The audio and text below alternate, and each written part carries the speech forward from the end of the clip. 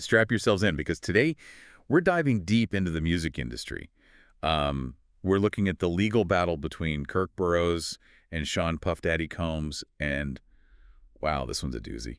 It's a case from 2006, Hmm. but it still gets brought up today, even in like legal Oh, circles. really? Yeah, it touches on a lot of legal issues that still matter today. That's fascinating. Okay, so Kirk Burrowes and Sean Combs, they were partners, right? Yeah. At Bad Boy Entertainment. At Bad Boy Entertainment, Burroughs was actually one of the first people to really help launch Puff Daddy's career. I just see. And then in 2005, things went south, and Burroughs ended up suing Combs. And what were the claims? Like, what was he suing over? Oh, Burroughs claimed a whole lot of things. I mean, we're talking breach of contract, we're talking fraud, and there's even this crazy incident where he claims there was a baseball bat involved. Wait, a baseball bat? Okay, hold on. We have to rewind. What's the story with the baseball bat? So in 1996, Burroughs says that Combs threatened him with a baseball bat to try and force him to sign away his part of Bad Boy Entertainment. Oh, wow. And to add to the drama, Combs' lawyer, Kenneth Meiseles, was supposedly there when this all went down. Oh, man, that's intense. So on top of the baseball bat incident, Burroughs also claimed that Combs messed with his business by convincing Mary J. Blige to leave him. Yeah, that's right. Burroughs said that Combs convinced Mary J. Blige to break her talent management contract with him. So that brings up this whole legal idea of interfering with a contract, right? Exactly. It's called tortious interference with a contract. Basically, it means that someone intentionally gets in the way of an existing contract between two other parties. So let's say you and I have a deal for you to paint my house, but then someone comes along and talks you out of it. Right. And convinces you to paint their house instead. Would that be tortious interference? Yep, that's a good example. So with Mary J. Blige, Burroughs is saying that Combs interfered in his contract with her. Yeah, exactly. But the thing is, in court, you can't just say someone meddled. You have to prove that their actions directly caused the contract to be broken. It's this idea called but-for causation. Oh, I see. So it's but for this person's actions, the contract would have been fine. Exactly. The court needs to see that direct link. Gotcha. Now, I'm a little confused about the timeline here. This baseball bat incident was in '96, but Burroughs didn't file this lawsuit until 2005. That's almost a decade later. Why'd he wait so long? Right. Well, there's this thing called the statute of limitations. Basically, each state has laws that set a time limit for when you can file certain types of lawsuits. Oh, like a deadline. Yeah, think of it like if you and your friend had an argument, you can't keep bringing it up years later. Right. There has to be some kind of time limit. Makes sense? Otherwise, things would get messy. So these time limits are there to make sure legal claims happen within a reasonable amount of time. Okay, so how did Burroughs try to get around that deadline? A decade seems way past any deadline. Well, he argued that Combs hid information from him. He said he couldn't have known the full extent of what was going on until much later. He also claims he was actively trying to find out the truth all along. So he was being diligent. Yeah, that was his argument. Okay, so did the court buy it? Well, here's where things get really interesting legally. This 2005 lawsuit is actually connected to a lawsuit Burroughs filed earlier against Combs back in 2003. Oh, there's another lawsuit. Yeah. In that one, Burroughs accused Combs of violating the RSA Co. Act. That's the Racketeer Influenced and Corrupt Organizations Act. But the court dismissed that case because the statute of limitations had already run out.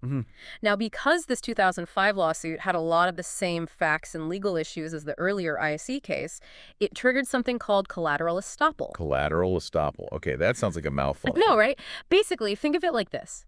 Imagine you and your roommate are arguing about whose turn it is to do the dishes. Okay. You finally agree on a system for who does what, right? Well, you can't keep re-arguing that same point every time the sink's full of dishes. Okay, I get it. You had your chance to argue. The decision was made. You have to stick with it. So you can't keep bringing up the same issue over and over. Right, and that's kind of what collateral estoppel does in legal terms. It prevents the same legal issue from being relitigated between the same people.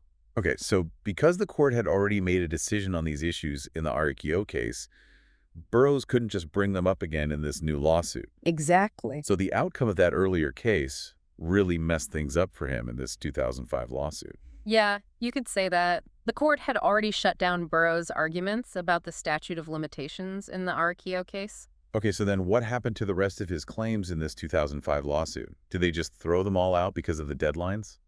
Pretty much. The court dismissed most of them, including the breach of contract claims because they were filed too late. Wow. But there was One claim that wasn't dismissed right away, that claim about Combs interfering with Mary J. Blige's contract. Huh. Why did that one survive? It seems like the court needed more info to decide if that specific claim was also too late. So they weren't sure if the deadline had passed for that one? Right. They wanted to look at the evidence and see if there was really a strong enough link between what Combs did and Mary J. Blige leaving Burrowes. So this whole case really highlights how crucial it is to know about legal deadlines. Oh, absolutely. You could have the best argument in the world, but if you miss the deadline, you might be out of luck. It's a big reminder for everyone, even if you're not involved in some high-profile music industry feud. Yeah, you really have to know your rights and make sure you're acting within those timeframes. Exactly. It's kind of wild to think about how statutes of limitations and collateral estoppel played such a big role in the court's decision. Yeah. But even with all the legal stuff, I think what's really interesting is the human drama behind all of this. You've got Kirk Burrowes and Sean Puff Daddy Combs, right? They were friends, partners, Yeah. and now they're like battling it out in court. It really makes you think about the whole thing with ambition, you know? Yeah. Loyalty and betrayal, and maybe even like the price of success, especially in a field like the music industry. It is competitive. It is, yeah. And speaking of roles, I'm also curious about the lawyers in all of this. Mm-hmm. We know that Kenneth Meiselas, Combs' attorney, was allegedly there during that baseball bat incident in '96. It makes you wonder, like, what are the lines that lawyers have to walk in these situations? For sure, lawyers, they have this duty to represent their clients, you know, Right. fight for them. But there's also a whole code of ethics they have to stick to. Yeah. It's a tough balance sometimes. Absolutely. And we can't forget about Mary J. Blige. Oh, yeah, she got caught right in the middle of this whole thing. She did. She was managed by Burrowes, but then she ends up signing with Bad Boy. I mean, talk about a conflict of interest. Definitely a classic conflict of interest. And this situation really shows just how complicated the relationships are in the music industry. For sure. Artists, they often have contracts with so many different people, and sometimes, yeah, things clash. Yeah. We've been talking a lot about the legal ins and outs of this case, but I'm kind of curious about the bigger picture. Did the court ever actually say whether or not what Combs did was ethical? I mean, even if it wasn't technically illegal? That's a good question. I mean, from what we see in the documents, they didn't really dig into that ethical side. The court's focus was strictly on, you know, the legal stuff. So we're left to make our own judgments. I guess so. The court might have said that Burrowes' claims were too late, but that doesn't mean they were like, oh yeah, what Combs did was totally fine. Right. So maybe legally it's over, but ethically there are still questions. Absolutely. And that's probably why this whole case still has people talking, even all these years later. I mean, it makes us think about power, about loyalty, and, you know, what people are willing to do to succeed. It's messy. It's really interesting to think about what might have happened if things had gone differently. Like, what if Burrowes had sued sooner? Yeah. What if he'd had more proof?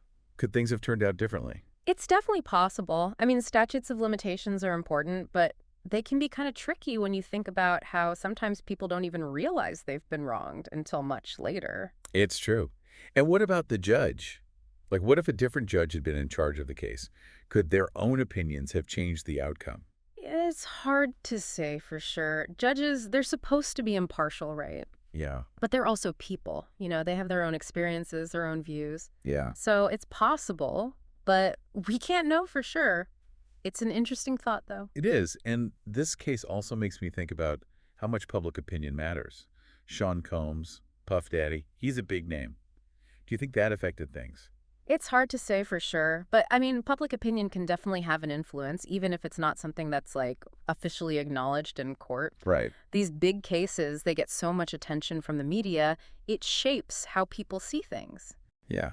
And sometimes that pressure from the public can actually achieve things that the courts can't. Yeah. You know, like think about boycotts or protests or even like online campaigns. Oh, for sure. They can really change how people think and even make powerful people change what they're doing. You're right. I mean, the legal system is supposed to be fair, but it's not perfect. Sometimes it takes that public pressure, people speaking out, to hold those in power accountable. This whole case, it's like opening up a can of worms. It shows how even what seems like a simple legal fight can bring up all these complicated questions about what's right, what's wrong, who has the power, and what justice really means. I agree. It reminds us that legal battles, they're just one part of a much bigger story.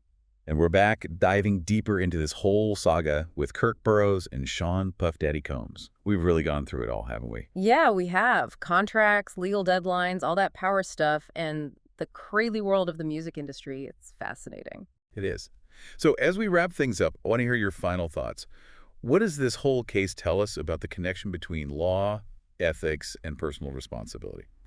Well, to me, it really highlights how important it is to understand your legal rights, no matter what you do in life, you know? Yeah. Like whether you're signing a contract, starting a business, or just navigating relationships in your career, you got to know the rules of the game. Absolutely. And it's not just about knowing the rules.